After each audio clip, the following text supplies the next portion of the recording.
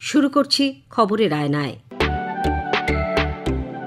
আকাশবাণীর সংবাদ বিভাগের এই সাপ্তাহিক অনুষ্ঠান আপনাদের সামনে উপস্থাপন করবে এমন অনেক কিছু যেগুলি দৈনন্দিন খবরের ভিড়ের মধ্যেও বিশেষ উল্লেখের দাবি রাখে। ব্যতিক্রমী অনেক ঘটনা সময়াভাবে উপযুক্ত মাত্রায় পরিবেশন করা সম্ভব হয় না। আবার বেশ কিছু ঘটনাও নানান কারণে সবার চোখ এড়িয়ে যায়। এমন নানান রঙের মালায় গাঁথা এক অনুপম উপহারই হল খবরের আয়নায়। আজকের আয়নায় রয়েছে ইন্ডিয়ান ফিশারিজ অ্যান্ড অ্যাকোয়াকালচার ফোরামের 'ত্রয়োদশ বার্ষিক সম্মেলন, মধুসূদন দত্তের ২০০তম জন্মবার্ষিকী উদযাপন উপলক্ষে এশিয়াটিক সোসাইটির আলোচনা সভা, পরিবেশ সচেতনতায় সিনিয়র মাউন্টেন লাভার্স ফোরাম, মাতৃভাষা দিবস উদযাপন ও বনবিবি উৎসব।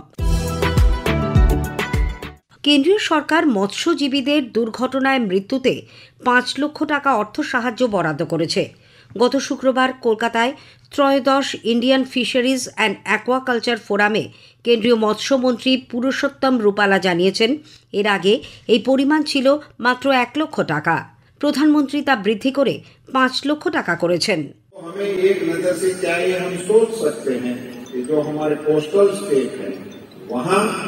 और इंग्लैंड फिशरीज के लिए कहीं कहीं हमें केवी के बनाने के बारे में सोचना चाहिए। वो बात करने से मुझे लगता है कि सेक्टर को हम और अच्छी ताकत देने का प्रयास कर सकते हैं।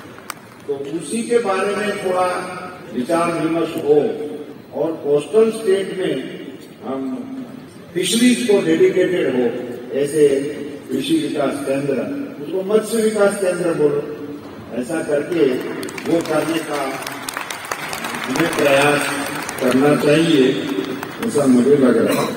শ্রী রূপালা জানান, বর্তমানে দেশে ৩ কোটি মৎস্যজীবী পরিবার এবং ৮,০০০ কিলোমিটার উপকূল এলাকা রয়েছে। মৎস্য ক্ষেত্রে ৬০,০০০ কোটি টাকার রপ্তানি হয়ে থাকে। শীঘ্রই তা ১ লক্ষ কোটিতে পরিণত হবে বলে তিনি আশা প্রকাশ করেন।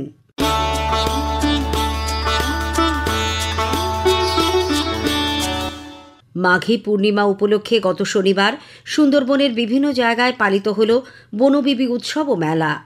জীবিকার প্রয়োজনে দুর্গম খাঁড়ি জঙ্গলে যেতে হয় মৎস্যজীবীদের, নারী পুরুষ নির্বিশেষে। লোকবিশ্বাস, জঙ্গলের দেবী বনবিবি তাদের রক্ষা করবেন। এই পুজোয় অংশগ্রহণ করেন হিন্দু মুসলমান নির্বিশেষে। পুজো করেন তারা নিজেরাই। পাঠ করা হয় বনবিবির পাঁচালী। আসমান টুটিয়া যেন পড়িল মাথায়, কহে আনিয়াছি সব গরিবের তরে, বলো দেখি কেমনেতে দিয়া যাই কারে।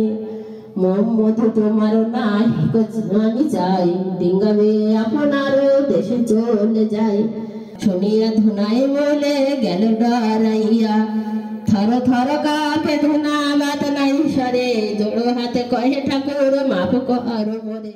বনবিবির পুজো উপলক্ষে আয়োজন করা হয়েছিল বনবিবি যাত্রাপালা।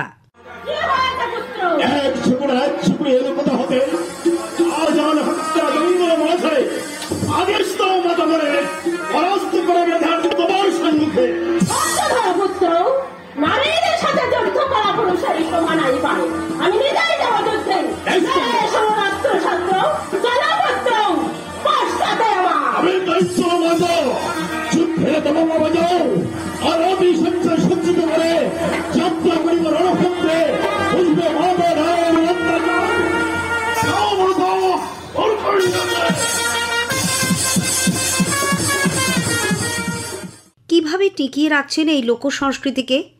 গোসাবা ব্লকের ছোট মোল্লাখালীর মৎস্যজীবী ও লোকশিল্পী গৌর সরকার আকাশবাণীকে বলেন, নতুন প্রজন্মের মধ্যে সম্প্রীতির এই ঐতিহ্যকে পৌঁছে দেওয়া একটা সামাজিক কর্তব্য। একটা সম্প্রীতি এবং একটা সুস্থ সমাজ ব্যবস্থার একটা যে কাজ, যে লক্ষণ, যে গঠন এবং পারিপার্শ্বিক একত্রিত বসবাস করার তার একটা বড় উদাহরণ এই পূজা এবং এই পালাগান। এবং খুব প্রয়োজন লোকসংস্কৃতিকে রক্ষা করা।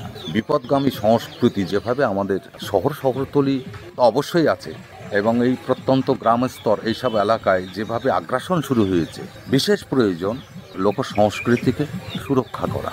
এবং লোক আয়িত যে বিষয়গুলো রয়েছে, শুধু বনবিবি নয়, শীতলা, মঙ্গল, মনসা ইত্যাদি বহু আঙ্গিক রয়েছে, একে সুরক্ষা করা দরকার। তা না হলে আমাদের ভারতবর্ষের যে ধারক বাহক লোক সংস্কৃতি যে বিপর্যয়ের ভেতরে ঢুকে গেছে, সেখান থেকে আর রক্ষা করা যাবে না যদি আমরা একে সুরক্ষা না করি।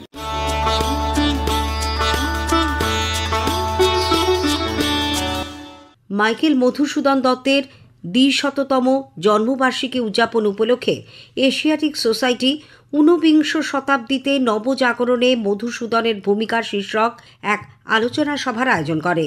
অধ্যাপক শক্তি সাধন মুখোপাধ্যায় সেখানে বলেন, বাংলা সাহিত্যে মধুসূদন এক বৈপ্লবিক পরিবর্তন এনেছিলেন। মাইকেল মধুসূদন দত্তের প্রতিভা কেমন ধরনের না, ওই যে ঝোড়ো প্রহর, ওই যে ঝটিকা, ওই যে ১৯ শতকের বাংলায় ইয়ং বেঙ্গলদের দিয়ে তছনছ করা যে চরিত্র, কাল বৈশাখের চরিত্র, সেই চরিত্র তার রক্তের মধ্যে, ধমনের মধ্যে, সংবিধানের মধ্যে নিয়ে এসেছেন। মাত্র ২.৫ বছর থেকে ৩ বছর সময়কালের মধ্যে বাংলা ভাষা এবং সাহিত্যের হাজার বছরের ইতিহাসকে তিনি একবার সম্পূর্ণভাবে পাল্টে দিলেন। ইতালীয় রেনেসাঁসের যে ইতিহাস, সেই ইতিহাস পর্যালোচনা করে আমরা দেখেছি দান্তে ডিভাইন কমেডি লিখলেন কখন না, রেনেসাঁস যখন শুরু হয়েছে যাচ্ছে, মধ্যযুগ এবং আধুনিক যুগে জলবিভাজিকা এরকম কথা বলা হয়েছে। ঐতিহাসিকরা বলেছেন, ইউরোপের সাংস্কৃতিক ইতিহাস যারা লিখেছেন তারা বলেছেন যে দান্তের ডিভাইন কমেডি হচ্ছে জলবিভাজিকা। প্রাচীন পৃথিবীর মধ্যে দিয়ে তিনি একটা নতুন পৃথিবী থেকে জগৎকে এবং আমাদের সংস্কৃতিকে, চেতনাকে, আমাদের অনুভবকে, ভালোবাসাকে পৌঁছে দিচ্ছেন তিনি। অধ্যাপক বিশ্বজিৎ রায় আলোচনায় অংশ নিয়ে বলেন, মধুসূদন প্রসঙ্গে তৎকালীন সময়ে সবচেয়ে বেশি আলোকপাত করেছেন বঙ্কিমচন্দ্র, রবীন্দ্রনাথ ও বিবেকানন্দ। কবিতার ভাষা এবং ছন্দে মধুসূদন কি করে ১৯বিংশ শতাব্দীতে বাংলা ভাষার মুক্তির পথ তৈরি করেছিলেন, এটা আমার ভাবনার একটা অভিমুখ।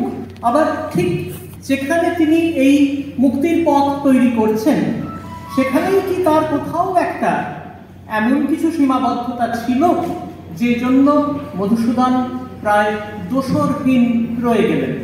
এই দোসরহীন থাকার কথাটি মধুসূদন সম্পর্কে রবীন্দ্রনাথ নানাভাবে উল্লেখ করেছেন এবং তখন সেখানে তীব্র ভাষায় মধুসূদনকে প্রায় ধূলিসাৎ করে দিয়েছিলেন। পরে সেই সমালোচনা সম্পর্কে নিজেই একটু লজ্জা পেয়েছেন, ইতস্তত করেছেন, কিন্তু তা সত্ত্বেও তার মধুসূদন বিচারে একটা কথা বারে বারেই ফিরে এসেছে যে মাইকেল আমাদেরকে সাহস জুগিয়েছেন, ভাষাকে একটা জায়গাতে পৌঁছে দিয়েছেন এবং সেই কাজে তিনি কোথাও অসম্ভব গুরুত্বপূর্ণ, কোথাও দোসরহীন। অনুষ্ঠানে দেবজ্যোতি নারায়ণ ঘোষ সম্পাদিত ২০ শতবর্ষে মাইকেল স্মরণে ও বিশ্লেষণে বইটি প্রকাশিত হয়। সংকলনটি প্রসঙ্গে লেখক আমাদের প্রতিনিধিকে বলেন, মাইকেল মধুসূদন দত্তের পরিচয় কবিতাটি দিয়ে আরম্ভ হয়েছে। এই পরিচয় কবিতার মধ্য দিয়ে মহাকবি ওনার নিজের জীবনের কথাই তিনি ব্যক্ত করেছেন। বইটিতে 5টি পর্ব আছে। প্রথম পর্বে আছে বিদ্যোৎসাহিনী সভা কর্তৃক মহাকবিকে যে অভিনন্দন জ্ঞাপন করা হয়েছিল এবং যেটি 1861 খ্রিস্টাব্দের 20 ফেব্রুয়ারি সোমপ্রকাশ পত্রিকায় প্রকাশিত হয়েছিল সেটি, এবং সেই সম্ভাষণ প্রদানের পর মহাকবি মাইকেল মধুসূদন দত্ত যে অভিভাষণ দিয়েছিলেন। আর আছে মহাকবির একটি চিঠি, যেই চিঠির মধ্য দিয়ে মাতৃভাষা বাংলার প্রতি কবির গভীর আকুতি, ভালোবাসা এবং শ্রদ্ধা মূর্ত হয়ে উঠেছে। আমি 4টি সেন্টেন্স পড়তে চাইছি। কবি তার প্রিয় বাল্যবন্ধু গৌরদাস বসাককে লিখছেন 1865 সালের 26 জানুয়ারি, বিশ্বাস করো বন্ধু, আমাদের বাংলা ভাষা সত্যি সুন্দর ভাষা। একে একটু রুচিসম্মত করার জন্য প্রতিভাবান মানুষের প্রয়োজন। বলতে গেলে আমাদের ভেতর অনেকেই মাতৃভাষায় অনভিজ্ঞ। তারা শুধুমাত্র এ ভাষাকে ঘৃণা করতে জানে। এটা আমাদের শৈশবের ত্রুটিপূর্ণ শিক্ষার ফলে ঘটেছে।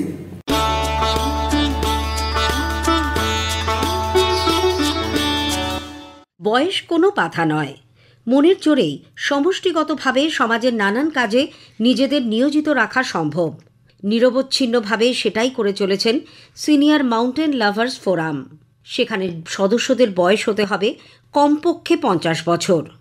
সংগঠনের সাধারণ সম্পাদক রঞ্জিত রিত আকাশবাণীকে বলেন, শুধু পাহাড় নয়, বন ও জলাভূমি সংরক্ষণের সচেতন করতে তারা মাঝে মাঝেই বেরিয়ে পড়েন। যারা আমরা ক্লাবে মাউন্টেনিং করেছি, ট্রেকিং করেছি যৌবনে, তারপরে আমাদের বয়স হয়ে গেছে, আমাদের তো জায়গা নেই সব জায়গায়, অটোমেটিক্যালি সরে আসতে হয়েছে। তা সরে এসে আমরা কি বসে থাকবো? সেই জন্য আমরা ঠিক করি যে সিনিয়র মাউন্টেন লাভার্স ফোরাম একটা অর্গানাইজেশন করেছি। তারপরে সেটা নিয়ে আমরা চলছি। সেই অর্গানাইজেশনের কাজ কি? বিভিন্ন রকম ছোট ছোট ট্রেকিং, ছোট ছোট ছেলে মেয়েদের ট্রেনিং, তারপরে বিভিন্ন জায়গায় বেড়াতে যাওয়া, সেটা শুধু জঙ্গল এবং পাহাড় বিষয়ই থাকে আমাদের। তা এটা আমরা আমাদের শ্যামবাজারে মাসে 2 দিন বসি, সেকেন্ড স্যাটারডে আর ফোর্থ স্যাটারডে। আমাদের অর্গানাইজেশনের সদস্য 140 জন এখনো চলছে। তার মধ্যে 10-12 জন সুপার অ্যানিমেশনের জন্য আসতে পারেন না, কিন্তু আমরা তাদের খোঁজ খবর রাখি, তাদের সাহচর্যে তারা কেমন আছে না আছে ইত্যাদি। পরিবেশ সচেতনতার জন্য আমরা ইস্ট ক্যালকাটা যে ওয়েটল্যান্ড, ওইখানে ঘুরতে গেলাম, সেখানে দেখলাম কিভাবে জল পরিশুদ্ধ হচ্ছে।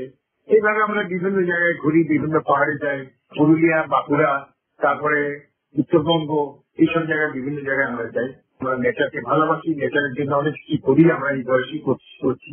আমাদের অর্গানাইজেশনের মেম্বার যারা 140 জনের মধ্যে, তাদের মেম্বারশিপ নিতে গেলে মিনিমাম 50 বছর বয়স হতে হবে। অ্যাভারেজ এখন বয়স হচ্ছে মেম্বারদের 65 থেকে 70 বছর। আমরা বিভিন্ন সেমিনার করি, যেমন ভিক্টর ব্যানার্জি মহারাজকে নিয়ে এসে কথা বললাম। এর আগে অনেক যেমন মমতাজ ব্যানার্জিকে দিয়ে কথা বলিয়েছি, এখন উনি নেই, স্বর্গত হয়েছেন। এইসব বিভিন্ন করি আমরা, সেখানে কোনো প্রফিটের ব্যাপার নেই। পাহাড়ে যাবারও সিদ্ধান্ত নেন, তাহলে কতটা উচ্চতা পর্যন্ত বা কোন কোন জায়গাকে আপনারা পছন্দ করবেন?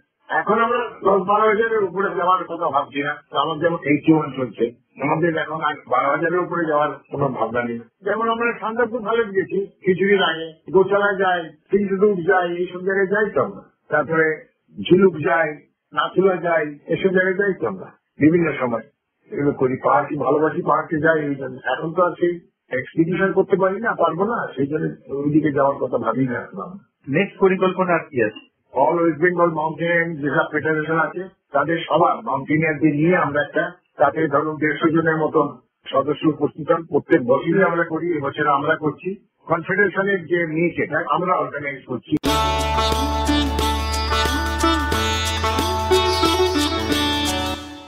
শ্রদ্ধায় আবেগে উদযাপিত হল আন্তর্জাতিক মাতৃভাষা দিবস।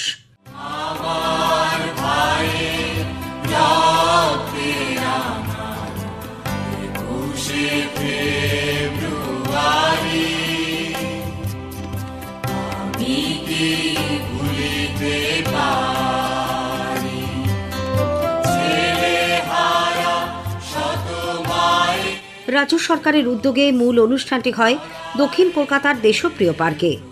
বাংলার সাংস্কৃতিক জগতের বিশিষ্টদের সঙ্গে উপস্থিত ছিলেন মুখ্যমন্ত্রী মমতা ব্যানার্জি। সঙ্গীত পরিবেশন করেন স্বাগতা লক্ষ্মী দাশগুপ্ত।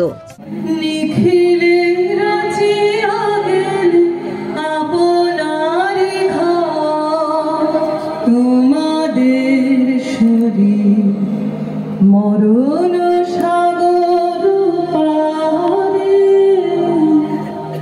তোমরা তোমাদের শরীর।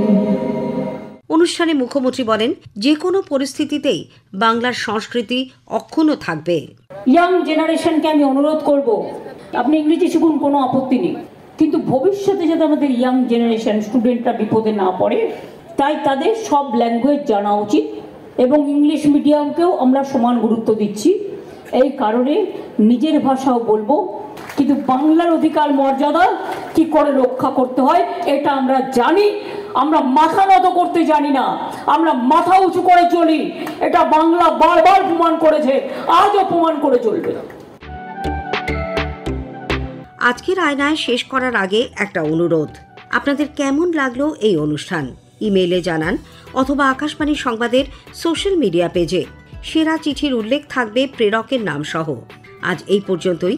আবার আগামী সপ্তাহে ঠিক এই সময় আকাশবাণীর সংবাদ বিভাগ প্রযোজিত খবরের আয়নায় নিয়ে আসব আপনাদের সামনে। ভাষ্য পাঠে ধৃতি সেন শর্মা, সংকলন ও প্রস্তুতি অভিজিৎ চক্রবর্তী।